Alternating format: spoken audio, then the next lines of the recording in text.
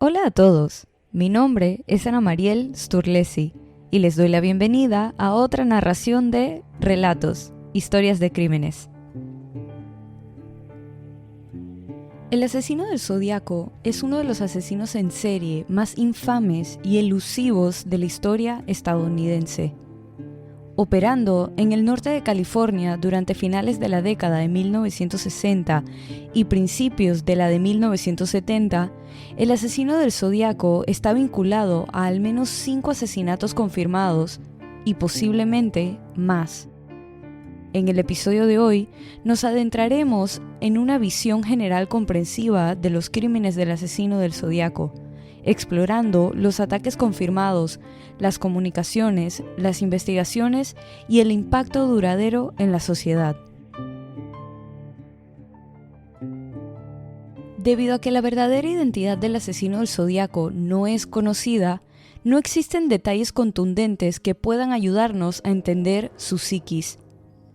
Lo que sí podemos comprender son los antecedentes sociales que ayudaron a moldear a la sociedad durante las décadas de los ataques y los años previos, que posiblemente pueden haber sido catalistas para que el hombre ejecutara sus crímenes. Las actividades conocidas del asesino del Zodíaco abarcaron de 1968 a 1969, un periodo tumultuoso en la historia estadounidense, marcado por agitación social, asesinatos políticos y la guerra de Vietnam. El asesino operaba principalmente en el área de la Bahía de San Francisco, atacando a parejas jóvenes en áreas aisladas.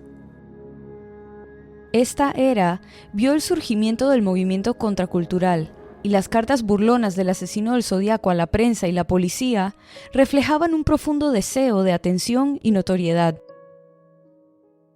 El contexto social y cultural de las décadas de 1960 y 1970 también jugó un papel en la formación de la percepción pública de los crímenes. El frenesí mediático que rodeó el caso, combinado con los mensajes y acertijos crípticos del Zodíaco, capturó la imaginación del público y contribuyó a la fascinación perdurable con el caso. Antes y durante los ataques del asesino del Zodíaco, Estados Unidos estaba atravesando importantes cambios sociales, culturales y políticos que impactarían profundamente a la sociedad. Desde principios hasta mediados de la década de 1960, se produjo el surgimiento del movimiento contracultural caracterizado por el rechazo de las normas y valores sociales tradicionales. Esta era estuvo marcada por un creciente sentido de activismo social, particularmente en las áreas de derechos civiles y protestas contra la guerra. Parte del creciente activismo también se centró en gran medida en poner fin a la segregación y la discriminación racial, con hitos importantes como la aprobación de la Ley de Derechos Civiles en 1964. La escalada de la guerra de Vietnam a mediados de la década de 1960 provocó protestas y manifestaciones generalizadas, con muchos jóvenes cuestionando las políticas y acciones del gobierno. Esta fue también una década de revolución, con cambios en la música, la moda y el arte, que reflejaron los valores cambiantes de la época. El auge del rock and roll, la popularidad de las drogas psicodélicas y el surgimiento del movimiento hippie fueron indicativos del cambiante panorama cultural. El caso Zodíaco ocurrió en una época en la que la ciencia forense y las técnicas de investigación estaban menos avanzadas que hoy. Esto presentó desafíos para los organismos encargados de hacer cumplir la ley y encargados de resolver el caso, ya que carecían de las herramientas y la tecnología sofisticadas disponibles para los investigadores modernos. Los medios de comunicación desempeñaron un papel importante en la configuración de la percepción pública del caso. Las cartas del asesino a los periódicos, en las que se burlaba de la policía y se jactaba de sus crímenes, fueron sensacionalistas en la prensa, lo que contribuyó a crear un clima de miedo y fascinación. Los asesinatos de la familia Manson en 1969, que conmocionaron a la nación, se sumaron al clima de miedo y paranoia durante este tiempo. La naturaleza brutal de los crímenes y el comportamiento de culto de los perpetradores aumentaron la ansiedad sobre la seguridad, y los asesinatos de líderes prominentes como Martin Luther King Jr. y Robert F. Kennedy, así como la actual guerra de Vietnam, contribuyeron a la sensación de incertidumbre. En general, el periodo anterior y durante los ataques del Zodiaco fue de inmensos cambios y agitación en los Estados Unidos. Los acontecimientos sociales, culturales y políticos de la época tuvieron un profundo impacto en la sociedad y ayudaron a dar forma al contexto en el que operaba el asesino del Zodiaco. 4 ataques se pueden confirmar fueron perpetrados por el asesino del Zodiaco. El asesinato de la pareja de David Faraday y Betty Lou Jensen, el asesinato de Darlene Ferrin y el ataque a Michael Mayo, y la muerte de Cecilia Ann Shepard con el apuñalamiento de Brian Hartnell, y por último, el asesinato de Paul Stine. Los estudiantes de secundaria Betty Lou Jensen de 16 años y David Faraday de 17 estaban en su primera cita. Estacionaron en un desvío en Lake Herman Road, un conocido lugar de encuentros de enamorados. La policía determinó que un agresor desconocido detuvo su auto junto al de Faraday a unos 10 pies de distancia del lado del pasajero del vehículo, poco después de las 11 de la noche. Este salió de su vehículo y se acercó al auto de la pareja, disparando varios tiros al interior. Las balas impactaron en varias partes del auto, pero no en la pareja. Es posible que haya estado tratando de obligarlos a abandonar el vehículo. Ambos intentaron salir por la puerta del pasajero. Jensen pudo salir, pero cuando Faraday iba a salir, el agresor le disparó en la cabeza con un rifle calibre 22. El agresor comenzó a perseguir a Jensen, quien huía, disparándole 6 tiros, atinando a 5 veces en la espalda antes de irse en su auto. Todo el ataque duró unos 2 o 3 minutos. Un automovilista que pasaba vio los cuerpos de la pareja a las 11:10 p.m. y llamó a una patrulla de la policía para informar de la escena. Jensen fue declarada muerta y Faraday todavía respiraba, pero murió a causa de sus heridas. La policía no pudo encontrar huellas utilizables del agresor y no hubo testigos. Tampoco pudieron encontrar otro motivo que el de que el asesino estuviera loco. Durante los meses siguientes se llevó a cabo una investigación intensiva, pero nunca se encontró un sospechoso viable, y el asesino del Zodiaco permaneció inactivo durante 7 meses.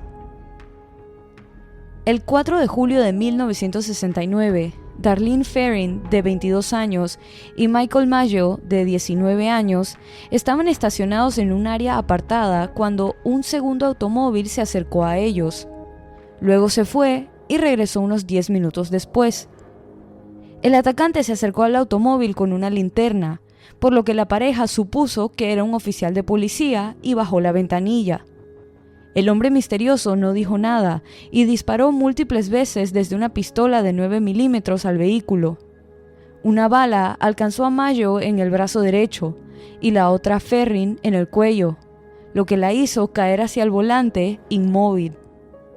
Mayo intentó salir del auto, pero la manija de la puerta del lado del pasajero faltaba o la habían quitado. El agresor se alejó del coche de Ferrin y volvió al suyo. Pero el hombre, que no se fue inmediatamente, sino que miró a Mayo, que luchaba por salir del auto de Ferrin, regresó rápidamente hacia él.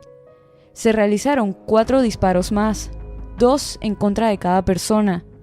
El atacante regresó rápidamente a su coche y se fue. El ataque fue escuchado por el cuidador del lote, quien estimó que fue a las 12:10 de la madrugada. Ferrin fue alcanzada 5 veces y murió en camino al hospital, mientras que Mayo fue disparado 4 veces, pero sobrevivió. Mayo proporcionó una descripción del agresor, que era un hombre blanco aproximadamente de 1,72 m, con una constitución robusta y cabello marrón rizado. Pero, una vez más, el asesino no dejó pistas que pudieran rastrearlo hasta él. Luego de que la pareja fue encontrada y el sobreviviente llevado al hospital por la policía, que los había encontrado gracias a un grupo de adolescentes que había realizado la llamada a los servicios de emergencia, el Departamento de Policía de Vallejo recibió una llamada desde un teléfono público a 2 cuadras de ellos. El hombre al otro lado de la línea afirmó que quería denunciar un doble asesinato cometido contra una pareja joven en un coche marrón. La persona que llamó describió perfectamente el arma que se había utilizado en los ataques y llegó a decir que había cometido los asesinatos de Betty Lou Jensen y David Faraday meses antes de colgar la llamada. Los estudiantes universitarios Brian Hartnell, de 20 años, y Cecilia Shepard, de 22, estaban de picnic junto al lago cuando fueron abordados por un hombre vestido con un disfraz encapuchado con un símbolo de círculo y cruz en el pecho. El hombre encapuchado se acercó con una pistola, que Hartnell creía que era una calibre 45, y afirmó ser un convicto fugitivo de una cárcel en Colorado o Montana, donde había matado a un guardia y posteriormente había robado un auto. Luego, el hombre dijo que necesitaba su auto y dinero para viajar a México, porque el vehículo que había robado estaba demasiado caliente. El asesino había traído una cuerda y le dijo a Shepard que atara a Hartnell antes de que el asesino hiciera lo mismo con ella. El asesino apretó las ataduras de Hartnell después de descubrir que Shepard las había atado pero no las había apretado. Hartnell inicialmente creyó que este evento era un robo extraño, pero el hombre sacó un cuchillo y apuñaló a Hartnell 6 veces y a Shepard 10 veces. Luego, el asesino se dirigió al coche de la pareja y dibujó el símbolo del círculo con la cruz en la puerta con un rotulador negro y escribió debajo las fechas de los 3 ataques. Más tarde, esa noche, llamó al departamento de policía para denunciar el doble asesinato antes de decir que había él cometido el crimen. La policía pudo determinar qué teléfono público se había utilizado para realizar la llamada y pudieron extraer una huella de la palma del teléfono, pero nunca pudieron relacionarla con ningún sospechoso. Hartnell sobrevivió para contar su historia.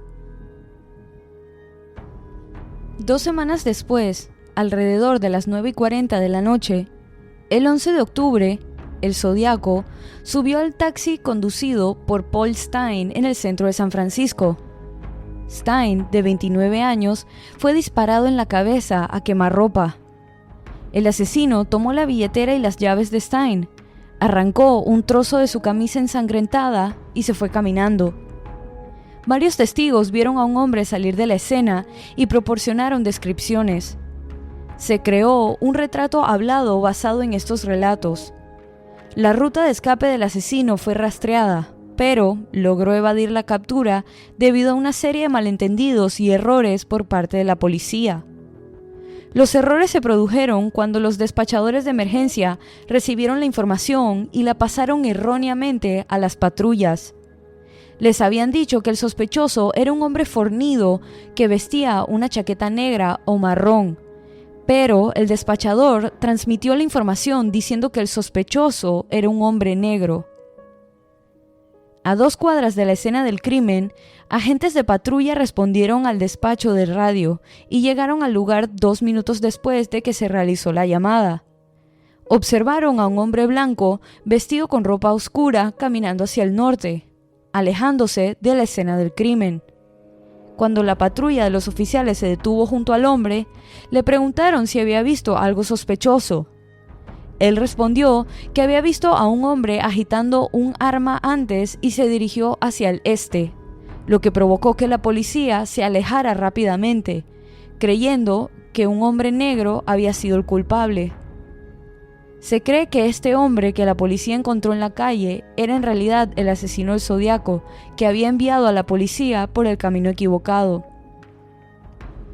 Inicialmente se creyó que el asesinato de Stine era un robo de rutina que había escalado hasta convertirse en violencia homicida. Sin embargo, un periódico local recibió una carta de alguien que se atribuía el crédito por el asesinato y adjuntó el trozo de la camisa ensangrentada de Stine como prueba. En la misma carta, el hombre dijo que a continuación comenzaría a atacar a niños en los autobuses escolares, lo que llevó a la policía a escoltarlos. Los agentes que acudieron inicialmente se dieron cuenta unos días después del asesinato de que habían visto al Zodiaco, y unos días más tarde ayudaron a hacer un boceto del hombre junto con los testigos. Estos ataques exhiben varios patrones, incluyendo el ataque a parejas jóvenes en áreas apartadas y el uso de armas de fuego y cuchillos. La disposición del asesino del Zodiaco de contactar a los medios y la policía, a menudo proporcionando detalles que solo el asesino conocería, distinguió aún más sus crímenes de los otros asesinos en serie. Las comunicaciones del asesino del Zodiaco fueron un aspecto significativo del caso. Como se mencionó previamente, estas cartas tomaban el crédito de los asesinatos, pero lo que las hizo aún más llamativas al público y los medios de comunicación era el mensaje encriptado que escondían. La primera carta, enviada el 1 de agosto de 1969, incluía un cifrado que el asesino afirmaba que revelaría su identidad si se descifraba. El cifrado más famoso, conocido como el cifrado de 340 caracteres, permaneció sin resolver durante más de 50 años, hasta que fue descifrado en diciembre de 2020 por un equipo de aficionados. El mensaje descifrado no reveló la identidad del asesino, pero proporcionó información sobre su mente perturbada. En la carta, el asesino aseguraba no temerle miedo al castigo capital, ya que morir lo enviaría al paraíso. Las cartas del Zodiaco a menudo incluían símbolos, como el símbolo del círculo con la cruz, que se convirtió en la firma del asesino. Las cartas también reflejaban un deseo de notoriedad y control sobre la narrativa, ya que el Zodiaco exigía que sus comunicaciones se publicaran en los periódicos. La investigación sobre el asesino del Zodiaco involucró a múltiples agencias de aplicación de la ley, incluyendo el Departamento de Policía de Vallejo, el Departamento de Policía de San Francisco y el Departamento de Justicia de California. A pesar de los esfuerzos extensos, la investigación enfrentó numerosos desafíos, incluyendo problemas de jurisdicción, falta de tecnología forense y la capacidad del asesino para adaptarse y evadir la captura. Varios sospechosos fueron considerados a lo largo de los años, siendo el más notable Arthur Leigh Allen. Allen era un convicto abusador de menores que vivía cerca de los lugares de varios ataques del Zodiaco. A pesar de la evidencia circunstancial que lo vinculaba al caso, no se encontró ninguna prueba concluyente y Allen nunca fue acusado. Además de Arthur Leigh Allen, un grupo de civiles dedicados al análisis de casos afirmó que Gary Francis Post, un veterano de la Fuerza Aérea fallecido, era el asesino del Zodiaco. Esta teoría aún está bajo escrutinio y debate. Varios detectives aficionados e investigadores profesionales han propuesto numerosos otros sospechosos basándose en evidencia circunstancial y teorías personales, pero ninguno de estos ha podido ser comprobado. El caso del Zodiaco también tuvo un impacto significativo en la elaboración de perfiles criminales y la ciencia forense.